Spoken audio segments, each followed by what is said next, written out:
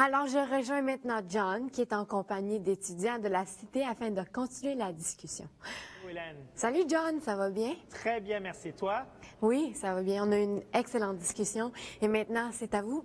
Merci beaucoup. En effet, je suis ici avec des étudiants de la Cité dans le foyer. On va continuer la discussion sur la cyber-intimidation.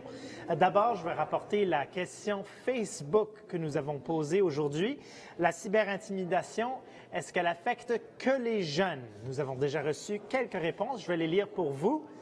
Angélica nous écrit « Je ne pense pas qu'elle touche seulement les jeunes, mais selon moi, vu que les jeunes sont plus présents sur les réseaux sociaux, la cyberintimidation les affecte plus que cela pourrait affecter un adulte. » Maxime nous écrit aussi « La cyberintimidation touche tout le monde.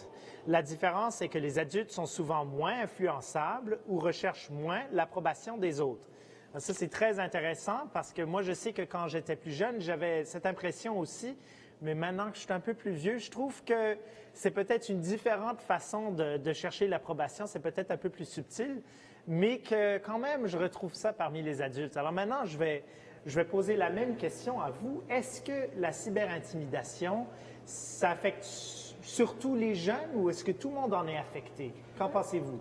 Mais moi, je pense que tout le monde en est affecté parce que c'est vraiment quelque chose que, je sais pas, c'est dans la nature humaine, on dirait. Puis souvent, ça arrive. C'est pas tout le monde qui en fait, mais souvent les gens ils vont chercher ça pour se sentir plus puissants, avoir un sentiment de grandeur par rapport aux autres, se sentir au-dessus des autres.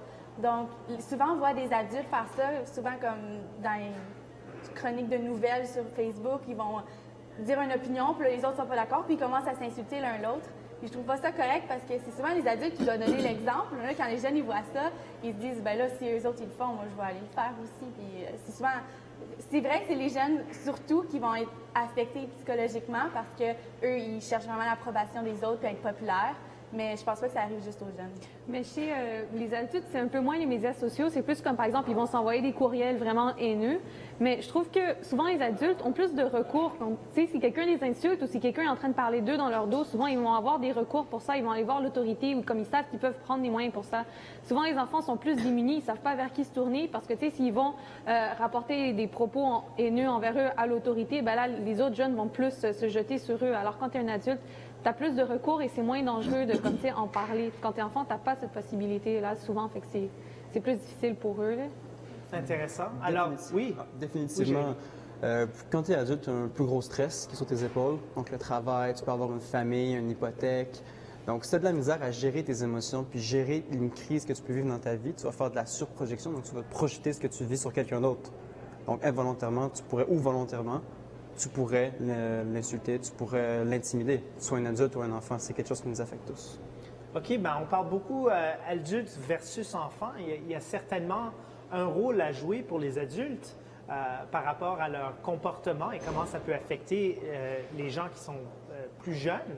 Est-ce que, en parlant plus spécifiquement des parents, est-ce que les parents, soit de jeunes personnes qui sont intimidateurs ou qui sont intimidés, ont un rôle à jouer dans la cyber-intimidation? Est-ce que c'est le rôle principal selon vous? Oui et non. Selon moi, l'intimidation, ça commence avec les jeunes. Si on parle des jeunes, l'intimidation va commencer avec les jeunes. Donc, c'est eux qui sont en première ligne. Les parents, évidemment, vivent avec l'enfant. Mais selon moi, ça commence avec les enfants. Mais c'est sûr que les parents ont un rôle à jouer, mais souvent, c'est que autrefois, c'était plus facile à observer. On avait juste un ordinateur dans un endroit familial ou des choses comme ça. Mais aujourd'hui, avec tous les réseaux sociaux, les cellulaires, les iPads, toutes les technologies qu'on a, c'est partout. Donc, les jeunes sont tout le temps mis face à face avec leur ennemi sur les réseaux sociaux. Donc, ils n'ont aucun moyen de s'en échapper parfois. Oui, mais je trouve ça ridicule qu'on dise « Ah, c'est la faute des parents ». C'est rendu que l'enfant a presque accès à Internet 24 heures sur 24. Il ne peut pas être toujours dans son dos à surveiller ce qu'il fait. L'enfant peut facilement cyber-intimider quelqu'un sans que ses parents le sachent. Mais savez-vous, par exemple, c'est vraiment la pire crainte pour les parents d'avoir un enfant qui se fasse intimider. Ça devance, c'est près de 1 parent sur 2. Donc, c'est 48 %. Donc, ça devance même les grossesses à 44 % ou la drogue ou l'alcool. Fait que c'est vraiment une des pires craintes pour un parent d'avoir un enfant qui se fasse intimider. Et Suleiman, j'ai vu que tu voulais intervenir, oui. Moi, je suis un peu moins d'accord avec nos niveaux. Je pense que les parents ont un rôle très important à jouer sur leurs enfants parce que c'est, premièrement, les premiers exemples que tu as en tant qu'enfant, c'est tes parents. Donc, si un enfant fait de l'intimidation, c'est sûr qu'à un moment donné ou à un autre, c'est parce que ses parents lui ont été un peu violents ou ont fait quelque chose qui l'ont poussé à faire de l'intimidation. Je pense que si tu prépares ton jeune à respecter les autres et les différents, ils ne vont pas être portés à intimider, en tout cas moins que les autres. OK, merci. Est-ce que vous voyez de la cyberintimidation dans vos milieux, parmi vos amis, vos familles? Est-ce que vous vivez ce... Bien, moins maintenant, parce qu'on vit dans un milieu moins fermé. Je trouve qu'au secondaire, c'est plus un milieu malsain par moment parce que tu es toujours avec les mêmes personnes. Tandis qu'ici, tu sais, comme s'il y a des personnes qui nous déplaisent ou qui font de la cyberintimidation, tu peux juste changer de milieu. Là. Tu peux changer d'école, tu peux t'en aller, tu peux changer de travail. Souvent, tu peux pas faire ça quand tu es jeune, fait que c'est moins, mais au secondaire, ça se voyait beaucoup là, sur les réseaux sociaux, sur Facebook, Twitter, MSN énormément. Là. Surtout maintenant pour les jeunes, comme j'en vois, comme des jeunes de 12-13 ans, comme mes cousins et cousines, ça se passe. Là, genre, Oui. Moi, personnellement, quand j'étais enfant, je me faisais intimider à l'école à cause de mon nom, Denis Beau. C'est facile à faire des blagues, Denis pas beau, haha. Mais j'ai jamais été cyber-intimidé personnellement. C'est peut-être un addon, mais aussi je vois souvent des filles populaires sur Facebook. Ils font une affaire qui s'appelle ask.com. Tu peux poser anonymement des questions sur Internet. Et puis des fois, puisque c'est anonyme, des gens en profitent puis ils leur disent comme pourquoi est-ce que tu es une pute, pourquoi est-ce que tu es telle affaire, etc. Ce qui est une forme d'intimidation. Donc oui, j'en vois. Oui, c'est très intéressant l'aspect homme-femme. Hein? C'est pas tout à fait la même chose. Si vous avez des pensées là-dessus, comment les hommes, les jeunes hommes ou les adultes sont affectés par la cyberintimidation versus les femmes et les jeunes femmes? Bien, ils disent que ça les affecte autant les deux. C'est parce que les hommes, souvent, ils vont être plus portés au suicide parce qu'ils en parlent moins. Les garçons, ils en parlent moins que les filles. Les filles vont souvent aller en parler à leurs amis ou à leurs parents, mais on dirait que les gars, ils ont plus peur de ça. Donc, c'est pour ça qu'ils vont mais ça, plus... c'est la culture dans laquelle on vit aussi. Là. Les gars, on a tendance à penser que s'ils sont forts et tout ça, ils vont pas parler de leurs sentiments, ils vont pas parler des trucs qui se passent dans leur vie. T'sais, les gens vont un peu se moquer d'eux s'ils ont l'air vulnérables, tandis qu'une fille n'a pas ce problème-là. Elle peut se montrer vulnérable, elle peut chercher de l'aide. Les hommes, ils peuvent pas faire ça. C'est un peu la faute de notre société. C'est notre société, c'est pas les enfants, c'est vraiment un problème culturel. Mais Amélie, j'ai vu que tu voulais... Je ne sais pas si c'est ce que vous vouliez dire, mais comme c'est que si un homme agit d'une manière, c'est mieux vu que si une fille agit d'une manière, ben, elle va être traitée plus... C'est-à-dire le standard, genre? Oui, c'est un double standard. Non, c'est comme les filles vont être traitées plus de salopes, de putes, puis tandis que les hommes, ben, ça va les monter sur un piédestal. Ça va être différent aussi. Oui, mais les hommes qui se font intimider, comme un gars qui se fait traiter de tapette tout le temps, il peut pas vraiment s'en plaindre parce que les gens ils vont le traiter encore plus de tapette. C'est un problème. Là. Oui, ben c'est intéressant parce qu'on peut toujours parler du stigmate de l'intimidé ou de la intimidée. C'est la personne qui essaye de se défendre ou essaye de prendre sa place. Parfois, on est moins à l'écoute. Est-ce que vous voyez ça parfois que au premier partant, quand quelqu'un se plaint ou essaie de prendre sa place, de se défendre, d'avoir de l'appui, on a peut-être un jugement, un préjudice là-dessus? Qu'est-ce que vous en pensez? Je ne sais pas si on a un préjudice pour ça, mais je sais que souvent, l'enfant qui souffre d'intimidation, il va se faire comme écarter. Comme par exemple, j'avais entendu l'histoire d'un enfant qui se faisait intimider dans le bus. Que là, le conducteur l'avait mis à l'avant pour pas que les autres enfants puissent le déranger. Mais tu sais, cet enfant-là, il est isolé des autres, il ne peut pas jouer avec les autres en arrière, il ne peut pas leur parler. Alors ça, c'est vraiment... Il est mis encore plus à l'écart. Il y a vraiment un spotlight sur lui qui fait qu'il a encore plus l'air de l'intimider. Puis c'est vraiment comme... C'est pas une bonne chose de l'écarter comme ça, là. Fait que... Peut-être que des fois, nos solutions à ça, c'est on va dire, on va les séparer, comme ça, il ne pourra plus l'intimider, mais au fond, l'enfant qui s'est intimidé, lui, c'est lui qui a conséquence, c'est lui qui est tout seul. Peut-être qu'à la place, il aurait pu se concentrer dessus, comment intégrer l'enfant. C'est ça. Puis le fait qu'ils vont le séparer, ça pourrait encore plus l'unir en bout de ligne. Vu qu'ils vont le séparer, donc il va être plus différent des autres. Puis dans nos standards dans la société, ben ceux qui sont différents vont se faire intimider, on ne va pas se le cacher. On est comme ça. Donc, de le séparer, ça va être encore pire pour lui, vu qu'il va être encore plus différent que les autres. Fait qu'il faudrait miser sur l'intégration, là. C'est toujours comme ça. Parfois aussi, en parlant d'intégration, parfois, on parle de bloquer les gens qui intimident, les intimidateurs. Ça, c'est une des solutions. Est-ce que vous êtes d'accord avec ça? Qu'est-ce que vous pensez au sujet de bloquer, d'arrêter les gens qui font ce genre de choses? Qu'est-ce qu'on peut faire? Comme sur les médias là-dessus? sociaux, bloquer Oui, les... ou même les personnes. n'importe où les gens, parfois pour les commentaires, pour certains articles, ils vont bloquer certaines personnes où on peut se plaindre et au lieu d'avoir une conversation, on décide d'arrêter net la conversation si on pense que ça va de mal en pis. Ben, moi, je pense que dans un premier temps, ça pourrait être une bonne chose de bloquer les commentaires, ne serait-ce que pour que la personne qui est victime de ces choses-là ne les voit plus.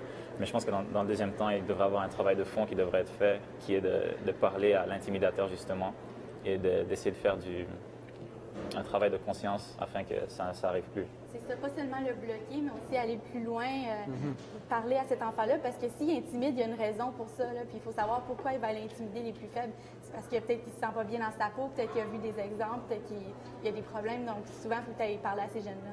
Ça peut être une victime lui-même. Oui, c'est ça. Ça, c'est vrai, Il y a oui. un mot que je retiens important qu'elle a dit. Elle a dit les plus faibles. Puis c'est souvent ça qui arrive. Quand quelqu'un intimide quelqu'un, c'est souvent le plus faible ou c'est le plus brun ou c'est la personne différente. C'est souvent quelqu'un qui ressort du groupe sur lequel on met notre attention et qu'on intimide. Oui, non, c'est La plupart vrai. du temps. Et est-ce que vous trouvez la différence entre l'intimidation et la cyberintimidation? Une des différences, c'est évidemment, on a un grand public devant nous. Hein? Oui. Un public présent 24 heures sur 24, 7 jours sur 7. Est-ce que ça veut dire qu'il y a plus de témoins? Et est-ce que ces témoins, s'il y en a plus, qui peuvent visionner cette cyberintimidation, est-ce qu'il y a une passivité par rapport parce qu'il y a un plus grand public? Ben, Est-ce qu'on est... Oui, C'est parce que quand on publie quelque chose, c'est là. Tu peux pas l'effacer, là, tu sais, c'est là, là. Donc, oui, ça rejoint un plus grand public, puis c'est illimité, puis... C'est ça le problème avec les réseaux sociaux. Aujourd'hui, n'importe quoi qu'on va faire, ça peut être filmé avec des téléphones intelligents, puis ça va être mis sur YouTube, sur Facebook, puis ça va être partagé là, en quelques minutes. Tout le monde va avoir vu ça. C'est pour ça qu'aujourd'hui, c'est encore pire parce que tous tes amis peuvent voir, puis quand c'est un grand public comme ça, bien, ça t'affecte encore plus. Et alors, est-ce que ça incite ce système, parce qu'il y a l'anonymat et il y a évidemment un grand public, est-ce que ça cause encore plus d'intimidation que dans un milieu où c'est plus personnel? C'est sûr que ça cause plus d'intimidation juste parce qu'il y a un plus grand potentiel d'intimidateur. Parce que, tu sais, à l'école, souvent, c'est le plus fort ou le plus populaire qui va intimider, mais sur les médias sociaux, il n'y a pas cette barrière-là. N'importe qui peut écrire un commentaire méchant sur ta photo, n'importe qui peut t'insulter. Souvent, ils font ça à tout le monde. Fait que, tu sais, c'est pas juste les plus populaires qui peuvent te faire du mal. Alors, c'est vraiment comme... Il y a tellement plus de personnes qui peuvent t'intimider, même des personnes que tu connais pas. Souvent, les cas célèbres comme Amanda Todd et tout ça, là, c'est vraiment des gens qui ne la connaissaient pas. C'est... Partout à travers le monde, ils peuvent juste trouver ta page parce qu'évidemment, rien n'est privé sur le web. Et là, ils peuvent juste t'intimider. Alors, c'est tellement un potentiel énorme. Je pense que la raison sur le point que les réseaux sociaux, il y a un plus grand bassin d'intimidateurs, mais je pense qu'il y a aussi quelque chose d'autre, puis c'est le fait que l'anonymat, par exemple sur Ask, on ne sait pas t'es qui, et moi aussi par exemple, j'ai une fiancée, puis sa sœur, elle s'est déjà fait intimider sur Ask, donc je connais un peu le site, puis je vois que c'est facile de dire des conneries de quelqu'un d'autre parce qu'on ne sait pas t'es qui, t'as un mur devant toi, t'es un peu protégé. Oui, et il n'y a pas de... Oui, vas-y. Dans 41% des cas, en fait, c'est de nos étrangers qui vont être l'intimidateur. Ceux qui vont intimider puisqu'ils ont l'anonymat pour se protéger. C'est pas comme à l'école. À l'école, comme elle les a dit, c'est le plus fort qui va l'intimider parce que c'est le plus fort. Mais sur Internet, il n'y a aucun moyen de savoir t'es qui. Malgré qu'avec une récente loi canadienne, les policiers ont accès à ton adresse IP avec un commentaire que tu peux laisser sur Facebook sans aucune ordonnance de la Cour. Donc, techniquement, tu pourrais faire une plainte à la police et ils pourraient savoir qui est-ce qui t'a intimidé. Maintenant, c'est bien ça, c'est vrai. Maintenant, moi, j'aimerais parler du revers de la médaille. Les malentendus. Je vais raconter une anecdote. Moi, j'ai déjà écrit quelque chose sur Facebook à une amie et pour moi, c'était un commentaire complètement banal. C'était même pas une blague, je pense pas, mais elle l'a pris vraiment comme une insulte. Et elle s'est sentie comme si je l'attaquais et j'ai réalisé à quel point parfois, quand on écrit quelque chose comme ça, on peut... tu sais, il n'y a pas l'expression faciale, on ne comprend pas la subtilité d'une conversation. Et j'ai réalisé qu'il fallait que je choisisse mes mots en lui écrivant. Est-ce que ça vous est déjà arrivé à vous où vous avez été intimidateur, peut-être pas par exprès, mais comme on s'entend que sur l'Internet, en ligne, c'est difficile parfois de comprendre la subtilité d'une conversation. Oui, de saisir le sens, ou parce que c'est neutre. Même sur message texte, des fois, tu communiques avec quelqu'un, puis c'est pas vraiment ce qu'il voulait dire, mais toi, tu le lis d'une manière qui peut être offensante. Moi, des fois, comme quand je vois des commentaires d'autres mondes, comme ça m'est pas arrivé personnellement, mais je sais jamais s'ils plaisante ou si c'est sérieux, puis tu sais jamais si ça peut blesser la personne, parce que souvent, ils vont rire, ils vont traiter de nom, ils vont dire des choses comme ça entre amis, mais des fois, je sais jamais, ils sont en train de l'intimider, comme tu sais jamais, c'est vraiment délicat. Mais pour les erreurs d'interprétation, tu sais, si ça arrive une fois, je pense pas que tu peux parler de cyber-intimidation non plus. Tu sais, comme ton histoire, si toi tu fais un commentaire et que la personne a mal compris, vous pouvez vous expliquer. Mais si tu retournes à toutes les semaines et que là tu fais un commentaire puis là elle comprend pas, bien là c'est plus de la cyber-intimidation. Mais il faudrait quand même que ça soit récurrent. Les jeunes qui parlent de se faire cyber-intimider, c'est parce que ça arrive tout le temps. Oui, en effet, ça arrive tout le temps. Et en fait, sur ce, on va conclure la conversation. Je vous remercie beaucoup d'avoir participé à la discussion ce soir. Merci.